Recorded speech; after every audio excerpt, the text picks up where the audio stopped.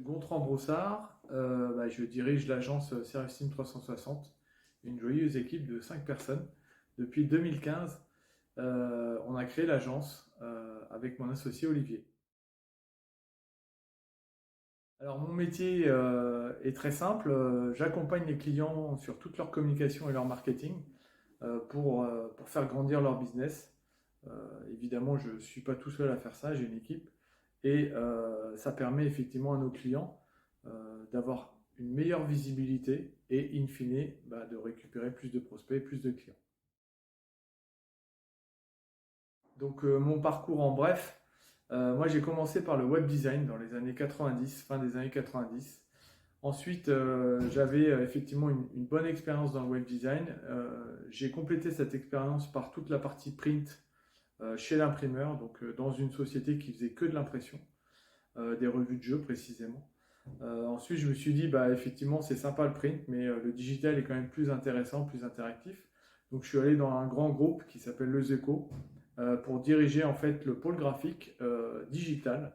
Et donc, pendant 7 ans, j'ai alterné entre création de site web, refonte de site web, création et refonte des applications pour ce groupe-là, pour ensuite, en 2015, créer l'agence. Pour le métier de designer en général, hein, je pense que la plus grande qualité, c'est la créativité évidemment, mais l'originalité et la recherche d'idées.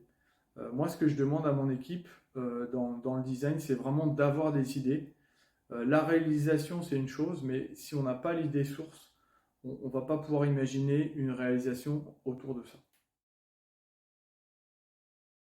Côté logiciel, moi ce que j'utilise le plus c'est la suite Adobe, hein, tout ce qui est Photoshop, Illustrator, c'est vraiment mes logiciels favoris.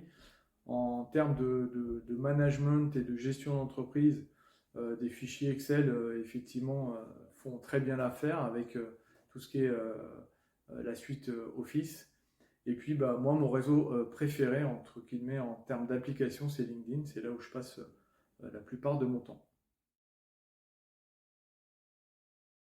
Alors la journée type, j'ai envie de dire, ça dépend des journées, puisque moi je répartis mon temps en suivant effectivement la gestion d'équipe, la gestion commerciale et la production en stratégie en design.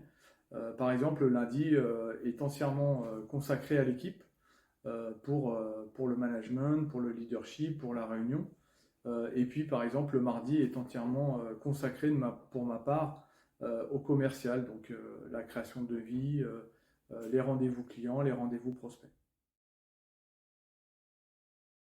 Alors mon gros projet du moment, c'est de réaliser du growth hacking, c'est-à-dire automatisation, gestion de l'e-marketing avec la création de bases de données vérifiées et surtout la mise en place en fait de l'automatisation pour avoir des résultats et mesurer ces résultats surtout.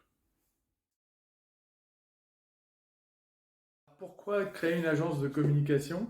J'ai envie de dire alors qu'il y en a plein. Nous, on voulait répondre à une problématique client qui était en fait, je sais que je fais de la communication, mais je ne sais pas combien ça me rapporte. Je ne sais pas qu'est-ce qui se passe, quels sont les chiffres, etc.